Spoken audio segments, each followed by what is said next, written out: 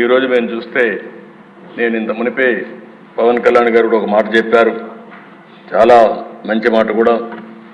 మనం ఎవ్వరం కూడా ఇక్కడ ఉండే ఎమ్మెల్యేలు అందరం కూడా గుర్తుపెట్టుకోవాల్సింది, ప్రజలు మనం ఇంత మురుమారిగా ఏదో పెత్తందారి వ్యవస్థ కాదు, మన ఇష్ట ప్రకారం మనం చేయడానికి.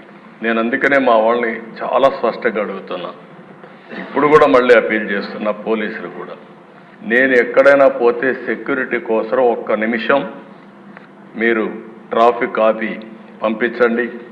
ఒకవేళ కాదు అంటే నేను కూడా ఒక 5 నిమిషాలు లేట్ అయినా పర్వాలేదు, నేను ఉంటాను తప్ప ముఖ్యమంత్రి వచ్చాడని హంగామా చేసి మళ్ళా పరదాలు కట్టడం, చెట్లు నరికేయడం, ఎక్కడికక్కడ రెడ్ కార్పెట్లు వేయడం, ఇవి ఎక్కడా చేయొద్దని విజ్ఞప్తి చేస్తున్నా.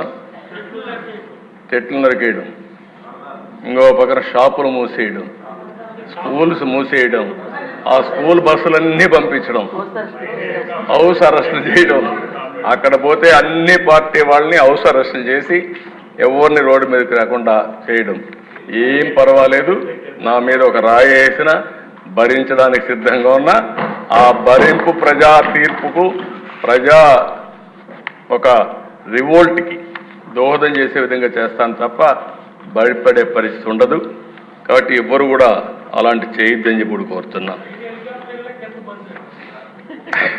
మా ఎమ్మెల్యే చెప్పిన దిశ అది ఏంటో ఆశ్చర్యం, నాకు అది అర్థం కాదు.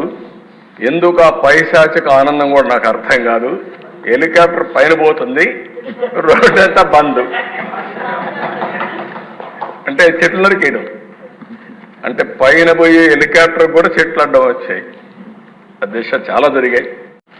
నేను చూసా, మీరు వచ్చారు, గౌరవంగా గవర్నర్ని రిసీవ్ చేసుకుంటున్నాం. ప్రజాస్వామ్యంలో ప్రొటెస్ట్ చేయడం తప్పులేదు. నేను 5 ఏళ్లు మాచర్లకు పోలేకపోయా. ఆత్మకూరులో ఉన్న పళంగా కొన్ని కుటుంబాలను బయట పంపిస్తే వాళ్ళ ఊరికి పోయి పరామర్శించడానికి నాకు 5 సంవత్సరాలు సాధ్యం కాలేదు. వినుకొండలో హత్య జరిగిందంటే ఆనాటి ముఖ్యమంత్రి పోతే ఇక్కడ ఎవరు అబ్జెక్షన్ చెప్పాల. అది వాళ్లకు మనకు ఉండే వ్యత్యాసం. ప్రజాస్వామ్య పద్ధతిలో వాళ్ళు ఏం చేసినా నేను ఎక్కడ అబ్జెక్షన్ చేయను అధ్యక్ష. నిన్న అక్కడికి వస్తే గవర్నర్ వస్తూ ఉంటే అప్పుడే వచ్చి గవర్నర్ వచ్చే సమయంలో ఆయనకు అడ్డం పడాలని ప్రయత్నం చేస్తున్నారంటే అది ఏ విధంగా సంస్కారం అయితే నాకు అర్థం కాలేదు అధ్యక్ష. అదే మరి నేను ఒకటి హామీ ఇస్తున్నా, ఫేక్ రాజకీయాలను సహించాం, అబద్ధాలు చెప్పి రాజకీయం చేయాలంటే ఉపేక్షించాం. 31 మందిని చంపారన్నారు. 31 మంది పేర్లు ఇమ్మంటే పేర్లు ఇవ్వకుండా 31 మందిని చంపేశారు. ఎవరు వాడు? 36 మంది పేర్లు లేకుండా 36. ఏమంటారు? ఆ పరిస్థితి రానిలే, అదే లాస్ట్. మీరు గుర్తుపెట్టుకోవాలి, అదే కడపటిది కావాలి. ఆ రోజు కూడా నేను చూశాను, నిద్రలేశాను సీఎంగా. సాక్షి స్క్రోలింగ్ వచ్చింది. ఆ స్క్రోలింగ్లో వివేకానంద రెడ్డి హార్ట్ అటాక్, గుండెపోటుతో చనిపోయాడు, అయ్యో పాపం అని నేను కూడా బాధపడ్డా.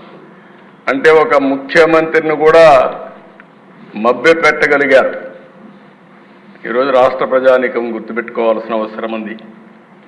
అక్కడి నుంచి మార్నింగ్ రాలేదు, ఫ్లైట్స్ ఉన్న ఎలక్షన్ల ముందు హెలికాప్టర్ రాకుండా, ఫ్లైట్లో రాకుండా బై రోడ్డు వచ్చారు. ఆ డ్రామాలన్నీ నేను చెప్పదలుచుకోలేదు. అంటే సాయంత్రం వచ్చారు, మాట మార్చేశారు. నెక్స్ట్ డే నారాసుర రక్త చరిత్ర, నా చేతిలో కత్తి. అంటే అధ్యక్ష అలాంటివన్నీ చేసి నాటకాలు ఆడే పరిస్థితికి వచ్చారు.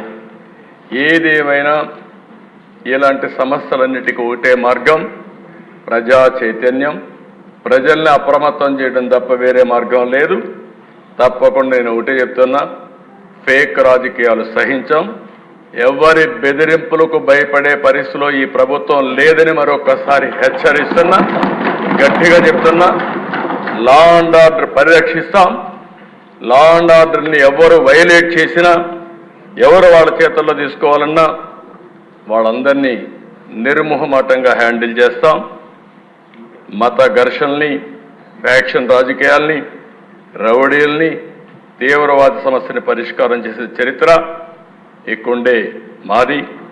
నేరాలు చేయాలనుకుంటే రాష్ట్రం నుంచి బయట పారిపోయే పరిస్థితి వస్తుంది తప్ప ఇక్కడుండి నేరాలు చేసి రాజకీయ ముసుగులో మీ ఇష్ట ప్రకారం ఆడాలంటే మాత్రం జరగనీయకుండా చేస్తామని చెప్పి నేను హెచ్చరిస్తున్నా. మేము నేరాలు చేయం, ఘోరాలు చేయం, కానీ మీరు చేస్తే మాత్రం సహించేది లేదని మరొకసారి హెచ్చరిస్తున్నాను అధ్యక్ష. ఒక పక్కన లా అండ్ ఆర్డర్ కాపాడాలి, అది మన బాధ్యత. ఇంకొక పక్కన మళ్ళీ రాష్ట్రంలో ఆంధ్రప్రదేశ్ బ్రాండ్ని ప్రమోట్ చేసుకోవాలి. సూపర్ 6 కూడా చెప్పాం. ఆ సూపర్ 6 ఏదైతే మేము చెప్పామో తప్పకుండా అమలు చేయడానికి ముందుకు పోతామని మరొకసారి హామీ ఇస్తున్నాం. ఇప్పటికే 40 రోజులైంది. 40 రోజుల్లో మీరు చూస్తే అధ్యక్ష, మొదటి సంతకం 5 సంతకాల పైన పెట్టాను. ఒకటి మెగా డిఎస్సి, ఏదైతే 16,350 ఉద్యోగాలకు సంతకం పెట్టాం. ప్రాసెస్ స్టార్ట్ అయింది.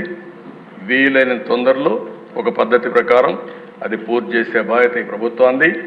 అదే మరి పెన్షన్స్ ఏమాత్రం ఒక్క నిమిషం ఆలోచించకుండా 4,000 రూపాయలు, 3,000 రూపాయలు ఉండే పింఛన్ 4,000 రూపాయలు. ఎవరైతే ఫిజికల్లీ ఛాలెంజ్డ్ ఉన్నారో వాళ్ళందరికీ 3,000 నుంచి 6,000 రూపాయలు. అదే మేరకు ఒకేసారి ప్రతి ఒక్క ఇంటికి అసాధ్యమన్నారు సచివాలయ సిబ్బంది, పని చేయలేరని చెప్పారు.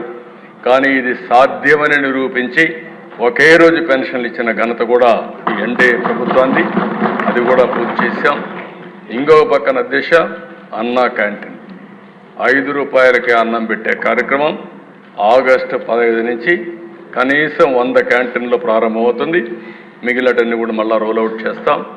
ఇదే కాకుండా అధ్యక్ష, స్కిల్ సెన్సస్ దేశంలో ఎక్కడా చేయని విధంగా ఒకరోజు నేను పవన్ కళ్యాణ్ గారు ఒక మీటింగ్కి వెళ్తున్నాం.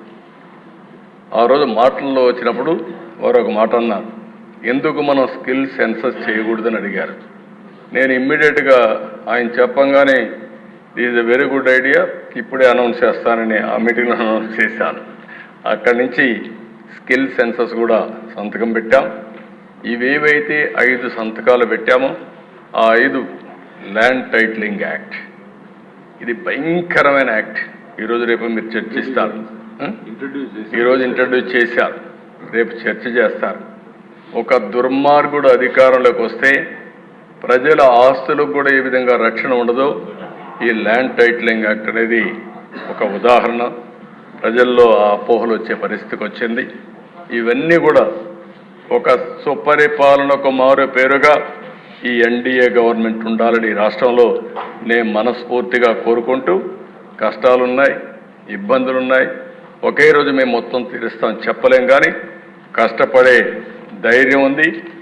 ఈ రాష్ట్రం కోసం పాటుపడే నాయకత్వం నేను కానీ, జనసేన నాయకుడు పవన్ కళ్యాణ్ గారు కానీ, బీజేపీ కానీ పనిచేసి మీరు చూపించిన అభిమానానికి తిరిగి మీ రుణం తీర్చుకుంటామని మరొక్కసారి ప్రజలకు అందరికీ హామీ ఇస్తూ, ఈరోజు దిశ మొట్టమొదటిసారిగా మా కూటమి, నేను కానీ, పవన్ కళ్యాణ్ గారు కానీ, బీజేపీ లీడర్స్ కానీ ఢిల్లీకి పోయినప్పుడు చాలా స్పష్టంగా రిక్వెస్ట్ చేశాం.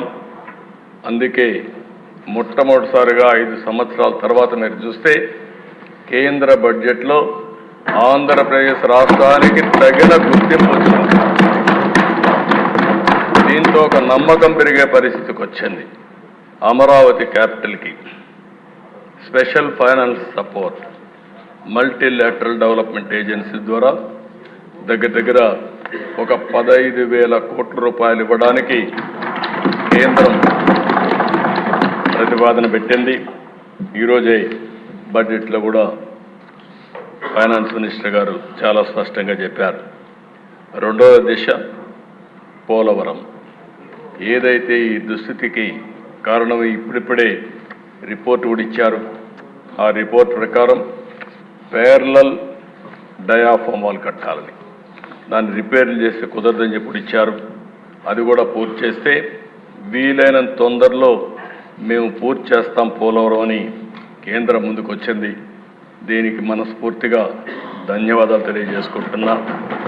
ఇంకొక పక్కన దిశ ఏదైతే ఈరోజు additional funds for industrial development, essential infrastructure will be provide for water, power, railways, roads ఇవన్నీ ఇవ్వడానికి ఒకటి కొప్పర్తి కడప జిల్లా, రెండోది ఓర్వకల్ కర్నూలు, ఈ రెండుకి కూడా కేంద్రం ముందుకు వచ్చారు.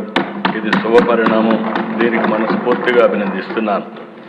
ఇంకొక పక్క దిశ ఏదైతే గ్రాంట్స్ బ్యాక్వర్డ్ డిస్ట్రిక్ట్స్, రాయలసీమ 4 జిల్లాలు, ఉత్తరాంధ్ర 3 జిల్లాలు, ప్రకాశం జిల్లా 1, మొత్తం ఫస్ట్ టైం ప్రకాశం జిల్లా కూడా అడిగాం. ప్రకాశం జిల్లా కూడా ముందుకు వచ్చారు. ప్రకాశం జిల్లా దాంట్లో ఇంక్లూడ్ చేశారు. We're very happy. ఎందుకంటే ప్రకాశం జిల్లా బ్యాక్వర్డ్ ఏరియా మొత్తం, అలాంటి జిల్లాకు అన్యాయం జరుగుతున్న ఉద్దేశంతో గట్టిగా అడిగితే ఇది కూడా యాడ్ చేశారు. ఈ 8 జిల్లాలకు కూడా ఆర్థిక సహాయం చేస్తామని ముందుకు వచ్చారు. దానికి కూడా మనస్ఫూర్తిగా మనం అడిగిన డిమాండ్స్ ఉన్నాయి, ఇవన్నీ వర్కౌట్ చేస్తాం. ఇది కూడా మనం ముందుకు తీసుకెళ్తాం. ఇది కాకుండా ఎకనామిక్ గ్రోత్కి మన దగ్గర డబ్బులు లేవు. దీనికి క్యాపిటల్ ఎక్స్పెండిచర్ కింద, ఇన్వెస్ట్మెంట్ కింద కేంద్రాన్ని ఆర్థిక సహాయం అడిగాం. దానికి కూడా ముందుకు వచ్చారు అధ్యక్ష. దానికి కూడా మనస్ఫూర్తిగా ఈ సభ ద్వారా కేంద్రానికి ధన్యవాదాలు, కృతజ్ఞతలు తెలియజేస్తున్నాను. బిగినింగ్ మాత్రం వెంటిలేటర్ పై నుండి ఆంధ్రప్రదేశ్ రాష్ట్ర ఆర్థిక వ్యవస్థకి ఇప్పుడు ఆక్సిజన్ ఇచ్చారు. ఇది ఆక్సిజన్ మాత్రమే, ఇది ప్రారంభం మాత్రమే. ఇక్కడి నుంచి మనం కూడా కష్టపడాలి. మనం కష్టపడాలి, కేంద్రం సహకరించాలి. ఈ రెండో తీసుకొని మనం ముందుకు పోవాల్సిన అవసరం ఉంది. అదే మరిగా దశ ఈరోజు మీరు చూస్తే కేంద్రం కూడా ఒక బడ్జెట్ పెట్టారు. చాలా పాజిటివ్గా ఒక ప్రోగ్రెసివ్ పాలసీ తీసుకొచ్చారు. వికసిత్ భారత్ 2047 ఒక నిర్దిష్టమైన లక్ష్యాలతో ముందుకు పోతున్నారు. తప్పకుండా నరేంద్ర మోడీ గారి నాయకత్వంలో ఈ దేశం ప్రపంచంలోనే ఒక అగ్రదేశంగా తయారవుతున్నట్లో అనుమానం లేదు. అదే సమయంలో మనకు కూడా ఒక నిర్దిష్టమైన ఆలోచన, పేదరికం లేని సమాజం, అదే మరి ఆర్థిక అసమానతలు తగ్గించే వ్యవస్థ రావాలని మనస్ఫూర్తి కోరుకుంటున్నాం. అందుకే దేశ రాష్ట్రంలో చర్చ కూడా జరగాల్సిన అవసరం ఉంది. ఈరోజు నేను ఒకటే మీ అందరికీ విజ్ఞప్తి చేస్తున్నా. నిన్న మొన్న మనందరం కూడా మాట్లాడుకున్నప్పుడు కొన్ని డిస్కస్ చేశారు. నేను నా రాజకీయ జీవితాల దిశ ఇంతవరకు ఎప్పుడు కూడా హత్యకు మళ్ళీ సమాధానం హత్య అనేది నా ఉద్దేశం కాదు. ఎప్పుడైతే కక్షకు మనం పోతామో అక్కడి నుంచి ఇది రావణాసుడి కష్టమారిగా తయారవుతుంది. నేను ఇక్కడ తప్పు చేసిన వ్యక్తుల్ని ఎట్టి పరిస్థితుల్లో వదిలిపెట్టాం. తప్పు చేసిన వాళ్ళని చట్టపరంగా శిక్షిస్తాం, దాంట్లో సందేహమే లేదు. కానీ చట్టాన్ని మన చేతుల్లోకి తీసుకుని మేము కూడా ప్రతీకారం తీర్చుకుంటామంటే మాత్రం చాలా సమస్యలు వస్తాయి. నేను అందుకే ఇక్కడే మెంబర్స్ అందరినీ ఒకటే కోరుతున్నా, రాష్ట్రంలో హింసకు తావులేదు. అయితే అదే సమయంలో నేరగాళ్లకు ఒకే హెచ్చరిక చేస్తున్నా, మొన్నటి వరకు అధికారం అండతో నేరాలు ఘోరాలు చేశారు, ఇక సాగవని గట్టిగా ఈ సభ ద్వారా హెచ్చరిస్తున్నానని చెప్పి కూడా నేను తెలియజేస్తున్నాను. రాజకీయ ముసుగులో నేరాలు చేయడం, ఒకప్పుడు తీవ్రవాదుల సమస్య చాలా ఈజీగా పరిష్కారం చేశాం. ముఠా నాయకుల సమస్య నాకు కొద్దిగా ఇబ్బంది కలిగింది. ఎందుకంటే ముఠా నాయకులు ఉన్నప్పుడు అధ్యక్ష, అవతల వాళ్ళు ముఠా నాయకులు అండలు తీసుకున్నప్పుడు యువతల వాళ్ళు కూడా కొద్దిగా గట్టిగా లేకపోతే పోటీ కూడా ఇవ్వలేవని ఫైట్ చేసేవాళ్ళు. నేను ఒకటే చెప్పాను మా పార్టీ వాళ్ళకి, తప్పదు, మనందరం కూడా ముఠాలు తుదముట్టించాల్సిన అవసరం ఉంది. గట్టిగా ఉంటామని మన పార్టీ వాళ్ళని కూడా నేను అరెస్ట్ చేసి ముఠాల్ని పూర్తిగా రూపుమాపిన చరిత్ర తెలుగుదేశం పార్టీదని చెప్పి కూడా నేను తెలియజేస్తాను. ఏదైతే రిషికొండ ప్యాలెస్ ఏం చేయాలని ఒక వ్యక్తికి ఉండే అహంభావం 500 కోట్ల రూపాయలు ఖర్చు పెట్టి కొండంతా కొట్టేసి, ఒకప్పుడు రిషికొండ అంటే మనకు ఒక హిస్టారికల్ ఇంపార్టెన్స్ ఉండే ప్లేస్ని అలాంటి దాన్ని కొట్టేసి అక్కడ ప్యాలెస్ కట్టుకున్నాడు. ఆ ప్యాలెస్ కట్టుకోవడం ఇప్పుడు వాళ్ళ నాయకులు చెప్తున్నారు. ఎందుకు కట్టారంటే ప్రధానమంత్రి ప్రెసిడెంట్ ఆఫ్ ఇండియా వస్తారంట, వాళ్ళ కోసం నేను ప్యాలెస్ కట్టాడంట. అంటే ఇంక మనం అందరం నమ్మాల దిశ. అంటే ఈ రాష్ట్రంలో ఎక్కడికి పోతుందో నాకైతే అర్థం కావడం లేదు. శాశ్వతంగా కొంతమంది నాకు వచ్చి చెప్పారు, ఓసారి ఒక్కొక్క వ్యక్తి ఏ విధంగా తలుస్తారు, భగవంతుడు ఏ విధంగా నిర్ణయిస్తాడనేది ఇది ఒక ఉదాహరణ దిశ. 500 కోట్ల రూపాయలు టూరిజం డబ్బులు ఖర్చు పెట్టి బ్రహ్మాండంగా మిగిలిన డబ్బులన్నీ డైవర్ట్ చేసి ప్యాలెస్ కడితే అక్కడ కథలుగా చెప్తున్నారు. ఇంకా నేను కూడా మొత్తం డీటెయిల్స్ తెప్పించాలి, ముందు ప్రాధాన్యత క్రమంలో మిగిలిన పనులన్నీ చేస్తున్నాం. ఆ డబ్బులు ఆ ఉండే అందరూ ఒకసారి ఎమ్మెల్యేలు అందరిని తీసుకెళ్ళాలి.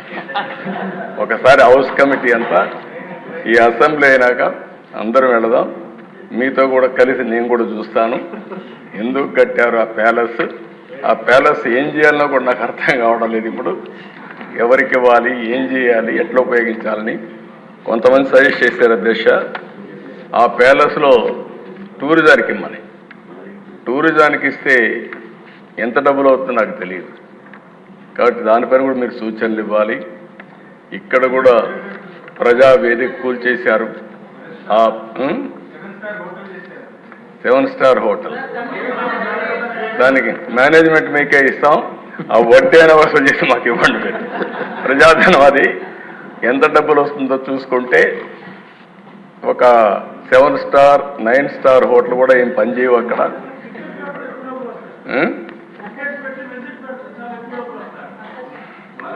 ఆ ఓనర్షిప్ మీకే ఇస్తాం, చేసి మాకు వసూలు చేసి ఇవ్వండి, కనీసం దాని మీద పెట్టుబడి అంటే పలక్నమా ప్యాలెస్ కరెక్ట్. పలక్నమా ప్యాలెస్ కూడా కొన్ని రోజులు పెట్టారు, తర్వాత టాటా తీసుకున్నారు, ఎందుకంటే ఓల్డ్ ప్యాలెస్ కాబట్టి.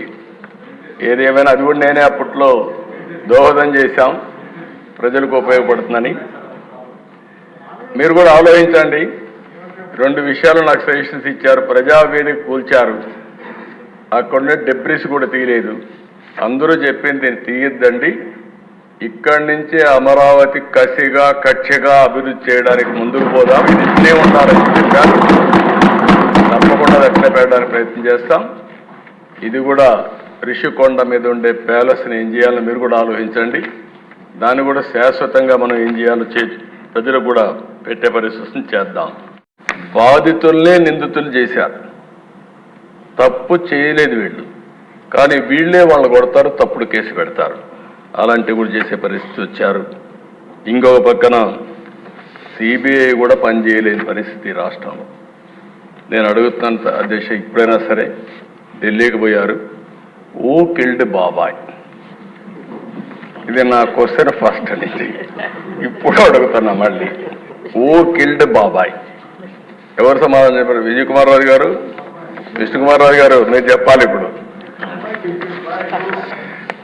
దీనికి సమాధానం దొరికే పరిస్థితి నియర్ ఫ్యూచర్లోనే ఉందా అని అడుగుతున్నా.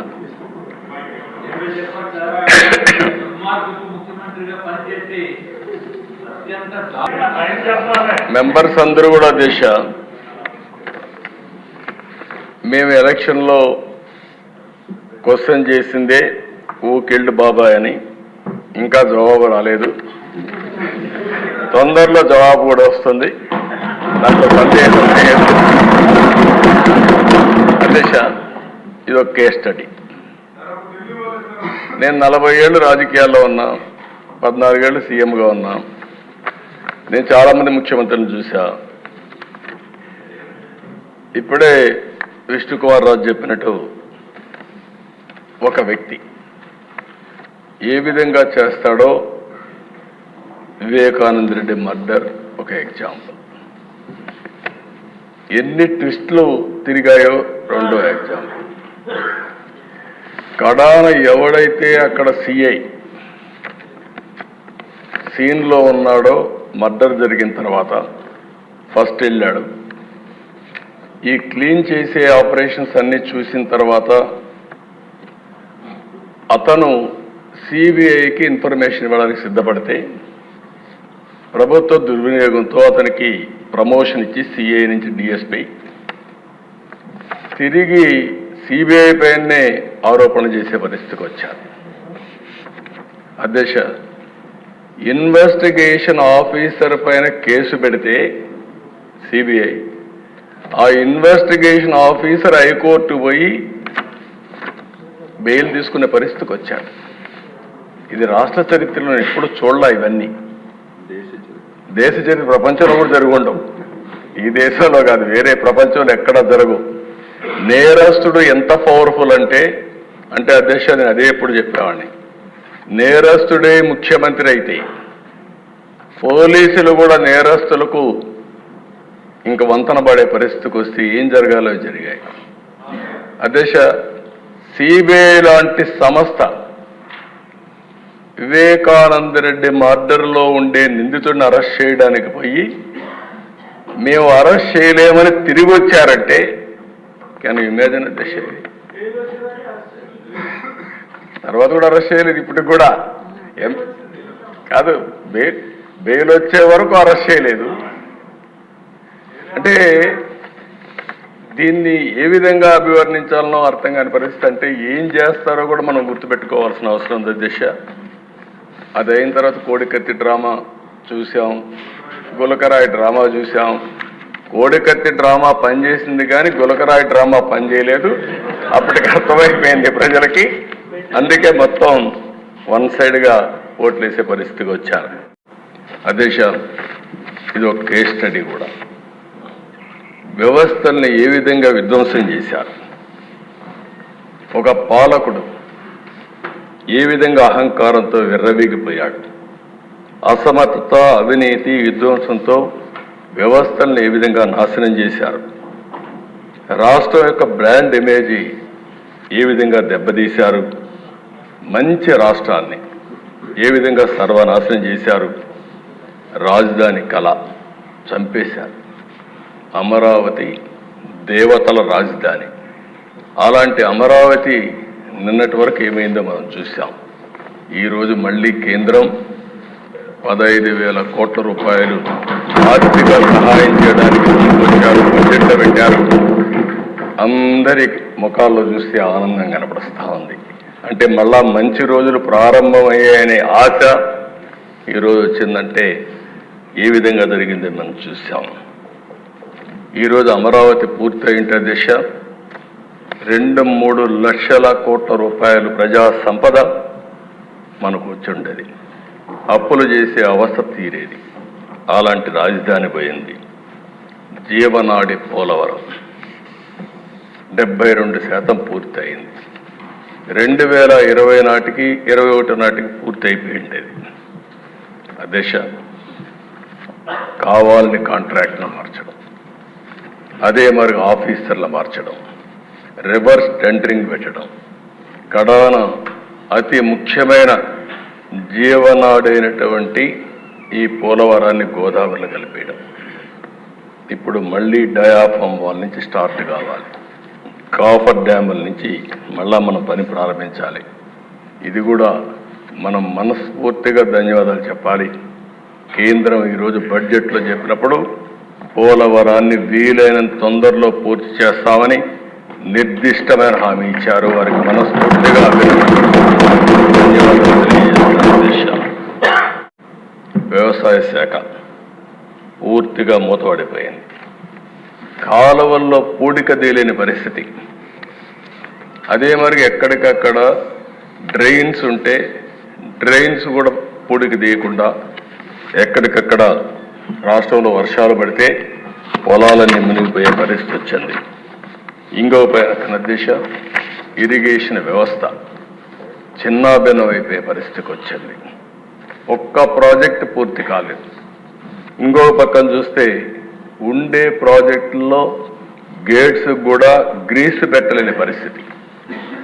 కొన్ని ప్రాజెక్టులు మీరు చూస్తే అధ్యక్ష గేట్లు కొట్టుకొని పోతే ఆ గేట్లు కూడా పెట్టలేని పరిస్థితి, ఆ గేట్లు పెట్టడానికి అయ్యే డబ్బులు కూడా ఇవ్వలేని దుస్థితి. అలాంటి భయంకరమైనటువంటి పాలనలో మనం చూసాం. ఇంకొక పక్కన అధ్యక్ష ప్రభుత్వ టెర్రరిజంతో పెట్టుబడులు పరారైపోవడం. నాకు అమర్ రాజా ఇండస్ట్రీస్ ఒకప్పుడు అధ్యక్ష ఏదైతే అమర్ రాజా పెట్టారో వాళ్ళంతా ఒకటి ఆలోచించారు. చిత్తూరు జిల్లా మేము మా జిల్లాలో ఇండస్ట్రీ పెట్టాలని ఇండస్ట్రీ అతను పెడితే అతన్ని ఎన్ని విధాల ఇబ్బందులు పెట్టాలని ఇబ్బందులు పెట్టి ఇప్పుడు పెట్టుబడులు వేరే రాష్ట్రానికి పోయే పరిస్థితి వచ్చింది. అంటే సొంత రాష్ట్రంలో పుట్టిన పారిశ్రామికవేత్త కూడా పెట్టుబడి పెట్టలేని పరిస్థితి, పెట్టినా కాపాడుకోలేని పరిస్థితి వచ్చిందంటే అది ఆనాటి దుస్థితి. ఇక్కడ ఉండే వాళ్ళల్లో సగం మంది ఎక్కువగా బాధితులు, కొంతమంది తక్కువగా బాధితులు అంతే. మానసికంగా కొంతమందిని దెబ్బతీశారు, ఆర్థికంగా కొంతమంది దెబ్బతీశారు, కొంతమందిని శారీరకంగా. కడాన దిశ మీలాంటి వ్యక్తి పైన అటెంప్ట్ రేపు కేసు పెట్టించే పరిస్థితికి వచ్చారంటే అది తలుచుకుంటే ఇప్పటికి కూడా జీర్ణించుకోలేకపోతున్నాం. కానీ బాధ ఉంది, ఆవేశం ఉంది. ఇంకొకసారి చూస్తే మా మెంబర్స్ కూడా చాలా హిస్టరిక్గా కూడా ఉన్నారు. నాకు అర్థమైంది. ఇప్పుడు మా తాడిపత్రి ఉన్నాడు, అశ్విన్ ఉన్నాడు, అశ్విన్ జైలుకు పోయి వచ్చాడు. ఇక్కడే అచ్చెన్నాయుడు ఉన్నాడు, జైలుకు పోయి వచ్చాడు. నారాయణ ఉన్నాడు, తిప్పి ఎక్కడికెక్కడికో తీసుకుపోయి అదృష్టం బాగుండా అరెస్ట్ కాకుండా జైలుకు పోకుండా బయట వచ్చాడు. ఇవన్నీ సరే. రఘురామకృష్ణరాజు ఇంకేమవుతాడో తెలియదు. ఆ రోజు రాత్రంతా నిద్రలేదు. ఆయన కాపాడుకోవడానికి ఎన్ని విధాల ప్రయత్నం చేశామంటే అధ్యక్ష, ఆ రాత్రంతా నెక్స్ట్ డే భగవంతుడు మంచి చూపు చూశాడు కాబట్టి బయట వచ్చాడు. కానీ ఈ దుర్మార్గులు ఇష్టానుసారంగా ప్రవర్తించే పరిస్థితికి వచ్చారు. మనం ఇబ్బందులు పడ్డాం. అర్థం లేనటువంటి పన్నులు వేయడం, ఇష్టానుసారంగా బిహేవ్ చేయడం, ఉపాధి లేదు, ఉద్యోగం లేదు, బాధపడని వర్గం లేదు, జీవన ప్రమాణాలు దారుణంగా పడిపోయినాయి. అంతటా అభద్రత, అశాంతి, ఆందోళన, అసంతృప్తి ఇవన్నీ కలిపే మనకొచ్చిన మెజారిటీస్. ఈ విషయం మనందరం గుర్తుపెట్టుకోవాలి. ఒకసారి అధ్యయనం చేసుకోవాల్సిన అవసరం ఉంది. 5 సంవత్సరాలు ప్రజలు నరకాన్ని చూశారు. నరకం అంటే చాలామందికి తెలియదు, కానీ కథల్లో చూశాం. అలాంటి నరకాన్ని ఏ రాష్ట్రంలో చూసే పరిస్థితి వచ్చింది. రాష్ట్ర చరిత్రలో అవి ఒక చీకటి రోజులు. ఆస్తులు సెటిల్మెంట్ చేశారు, మామూలు కాదు. భూములు దొరికితే భూముల్ని, 30-40 సంవత్సరాలుగా సంపాదించిన ఆస్తుల్ని ఎక్కడికక్కడ ఇమ్మంటే మెడ మీద కత్తిపెట్టి రాయించుకున్న సందర్భాలు. ఏ ఆడబిడ్డ మానానికి రక్షణ లేదు. ఇష్టానుసారంగా బిహేవ్ చేశారు. ప్రాణానికి విలువ లేకుండా చేశారు. ఎంత దారుణంగా ప్రవర్తించారంటే అంత దారుణంగా ప్రవర్తించే పరిస్థితి వచ్చారు. కడకు బ్రతుకు కూడా గ్యారంటీ లేదు. మనం క్షేమంగా ఇంటికి తిరిగి వస్తామని ఆశ ఎవడికి లేని పరిస్థితి వచ్చింది. దౌర్జన్యాలు, విధ్వంసాలు, కబ్జాలు, దాడులు, కేసులు, ప్రభుత్వ టెర్రరిజంతో పెట్టుబడులు పరారైపోవడం. నాకు అమర్ రాజా ఇండస్ట్రీస్ ఒకప్పుడు దిశ ఏదైతే అమర్ రాజా పెట్టారో వాళ్ళంతా ఒకటి ఆలోచించారు. చిత్తూరు జిల్లా మేము మా జిల్లాలో ఇండస్ట్రీ పెట్టాలని ఇండస్ట్రీ అతను పెడితే అతన్ని ఎన్ని విధాల ఇబ్బందులు పెట్టాలని ఇబ్బందులు పెట్టి ఇప్పుడు పెట్టుబడులు వేరే రాష్ట్రానికి పోయే పరిస్థితి వచ్చింది. అంటే సొంత రాష్ట్రంలో పుట్టిన పారిశ్రామికవేత్త కూడా పెట్టుబడి పెట్టలేని పరిస్థితి, పెట్టినా కాపాడుకోలేని పరిస్థితి వచ్చిందంటే అది ఆనాటి దుస్థితి. 24% నిరుద్యోగం. దేశంలోనే అతిపెద్ద నిరుద్యోగం ఉన్న రాష్ట్రం మన రాష్ట్రం అయ్యే పరిస్థితికి వచ్చింది. 5 ఏళ్లలో దిశ విపరీతంగా క్రైమ్ రేటు పెరిగింది. దళితుల హత్యలు పెరిగిపోయాయి. Door delivery. నిన్నే నాకు ఆశ్చర్యం వేసింది. ప్రజాస్వామ్యాన్ని కాపాడాలని చెప్పి ప్లేకార్డు పట్టుకొచ్చారు. ఏం చెప్పాలో అర్థం కాలేదు. ఆ డోర్ డెలివరీ చేసిన వ్యక్తి కూడా ప్లేకార్డు. ఇంకొక పక్క దిశ ఎమ్మెల్యేల దాడులు. అబ్దుల్ సలాం ఆ కుటుంబాన్ని నేను ఇప్పుడు కూడా మర్చిపోలేకపోతున్నా. ఎంత దిశ మనిషి చనిపోవాలనుకున్నాడు, బాధలు భరించలేక. చనిపోవాలనుకుంటే వీళ్ళు మాట్లాడే మాటలిన తర్వాత నువ్వు చనిపోవాలనుకున్నా నిన్ను ప్రశాంతంగా చనిపోని నీ భార్య ఉంటుంది, గుర్తుపెట్టుకో, ఏం చేస్తాం చేసి చూపించమంటే, నేను చనిపోయిన తర్వాత నా భార్యని ఏం చేస్తారో అని ఆలోచించి భార్య భర్త ఇద్దరు చనిపోవాలని ఆలోచించుకుని ఇద్దరం చనిపోవాలని మాట్లాడుకుని అప్పుడు మళ్ళీ ఆలోచించి మనం ఇద్దరం చనిపోతే ఈ ఇద్దరు పిల్లలు అనాథలైపోతారు, ఏం చేయాలని ఆలోచించినప్పుడు కాదు నలుగురం కూడా చనిపోవాలని నిర్ణయించుకుని నలుగురు వెళ్ళి రైల్వే ట్రాక్ మీద వాళ్ళిద్దరి పిల్లల్ని కట్టేసి ఆ ట్రాక్ కింద పడి బలవంతం మరణం చేసుకున్నారంటే అధ్యక్ష.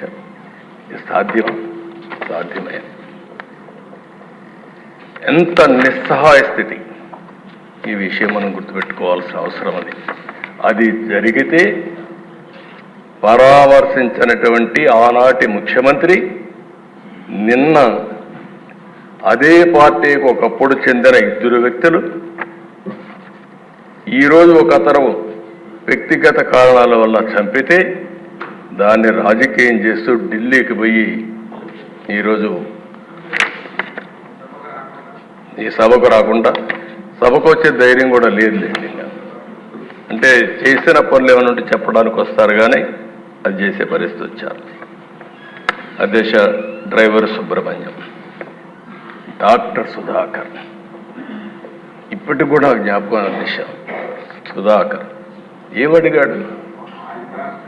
ఒక మాస్క్. మీ హాస్పిటల్ అధ్యక్ష నర్సీపట్నంలో పనిచేశాడు. One of the best doctor. ఒకటే అడిగాడు, నేను ఎంతైనా పనిచేస్తా కానీ కరోనా భయంకరమైన వ్యాధి, ఒకవేళ వస్తే మాకు కూడా ప్రమాదం ఉంటుంది, మాస్క్ ఇవ్వండి, అప్పుడప్పుడు మార్చండి అని ఒక మాస్క్ అడిగిన నేరానికి అహంకారమైన ఈ ప్రభుత్వం వేటాడి పిచ్చివాణి చేసి నడి రోడ్లో చంపేసే పరిస్థితికి వచ్చారు. అది చూస్తే చాలా బాధేస్తున్న దిశ. ఒక ఓం ప్రతాప్ వీళ్ళు పెంచిన లిక్కర్ రేట్ల గురించి విమర్శించాడని నెపంతో వాణ్ణి ఏం చేశారు? ఇప్పుడు కూడా దిక్కుదిలిన పరిస్థితి, ఆత్మహత్య కింద క్రియేట్ చేసే పరిస్థితికి వచ్చారు. బాపట్ల దిశ ఆ జిల్లాలో 10వ తరగతి అనగాని సత్యప్రసాద్ ఉన్నాడు. 10వ తరగతి చదివే బాలుడిపై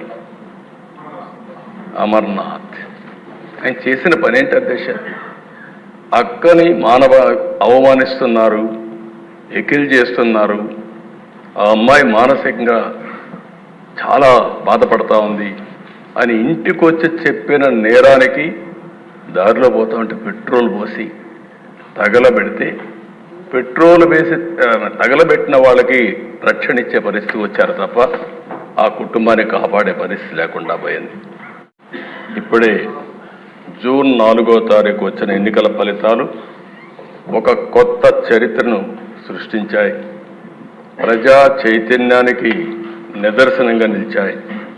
మీరు చూస్తే దేశ 93% స్ట్రైక్ రేట్, 57% ఈ కూటమికి ఓట్లు పడ్డాయి. ఇది నా రాజకీయ జీవితంలో ఏ పార్టీ కూడా నందమూరి తారక రామారావు గారు పార్టీ పెట్టినప్పుడు కానీ 94లో కూడా రాలేదంటే అది ప్రజలు మన మీద పెట్టుకున్న నమ్మకం అనే విషయం మనందరం గుర్తుంచుకోవాల్సిన అవసరం ఉంది. అధ్యక్ష, ఒక్కొక్క పార్లమెంట్ 70,000, 80,000, 90,000 మెజారిటీ వస్తాయి. అలాంటిది 95,000 మెజారిటీ ఒక అసెంబ్లీలో వచ్చిందంటే నేను మనస్ఫూర్తిగా అభినందిస్తున్న. గాజువాకలో 95,000 మెజారిటీ అంటే దీన్ని చూసినప్పుడు చాలా ఆనందం, ఆశ్చర్యం వేస్తుంది. దీని వెనకాల కూడా దిశ చాలా శ్రమ ఉంది. ఒక్క విషయం మనం గుర్తుపెట్టుకోవాల్సిన అవసరం ఉంది. మిత్రులు పవన్ కళ్యాణ్ గారు ఇప్పుడే మాట్లాడారు. ఒక్కసారి రాష్ట్ర ప్రజానికి కానీ ఎలాంటి నమ్మకం కల్పించామంటే చాలా సఫర్ అయ్యాం. 2014లో కూడా కొత్త రాష్ట్రం, ఈ రాష్ట్రం అభివృద్ధి కావాలని ముందుకొచ్చి పోటీ చేయకుండా సపోర్ట్ చేసిన వ్యక్తి పవన్ కళ్యాణ్ గారు. సామాజిక బాధ్యత కోసం ఆలోచించారు, ముందుకొచ్చారు. తర్వాత దిశ మొన్న ఎలక్షన్లో ఆయన్ని మేము చూసినప్పుడు చాలా సమస్యలు వచ్చాయి. నన్ను అరెస్ట్ చేసినప్పుడు జైలుకు వచ్చి నన్ను పరామర్శించిన తర్వాత బయట వచ్చి ఆ క్లిష్ట సమయంలో ఏమాత్రం ఓటు డివైడ్ కావడానికి వీలు లేదు, రాష్ట్ర ప్రయోజనాల కోసం తెలుగుదేశం జనసేన కలిసి పోటీ చేస్తామని చెప్పిన మొదటి వ్యక్తి పవన్ కళ్యాణ్. అంటే ఇది ఒక సామాజిక బాధ్యతగా తీసుకున్నాను.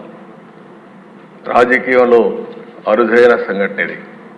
ఇద్దరం కలిసిన తర్వాత బీజేపీ వారు కూడా ముందుకొచ్చారు, కేంద్ర నాయకత్వం. ముగ్గురం కలిసిన తర్వాత దిశ ఇది ఒక సునామీ. ఎవ్వరూ ఊహించిన సునామీ రాష్ట్రంలో వచ్చిందంటే ఎన్నికల్లో కూడా మనం తీసుకున్న నిర్ణయాలు కారణం. ఆ నిర్ణయాన్ని మళ్ళీ మనందరం కలిసి వారు ఒక మాట చెప్పారు, మనస్ఫూర్తిగా వినిపిస్తున్నా. ఈ రాష్ట్రాన్ని మళ్ళీ ఘాటిలో పెట్టి అన్ని విధాల అభివృద్ధి చేసే వరకు ఏమాత్రం ఆలోచించకుండా సమైక్యంగా ముందుకు పోవడానికి ఆలోచిస్తామని ఈ సభ ద్వారా రాష్ట్ర ప్రజానికానికి కూడా మేము ఒక హామీ ఇస్తున్నాం, చేస్తామని చెప్పి కూడా మీకు కూడా తెలియజేస్తాను. దిశ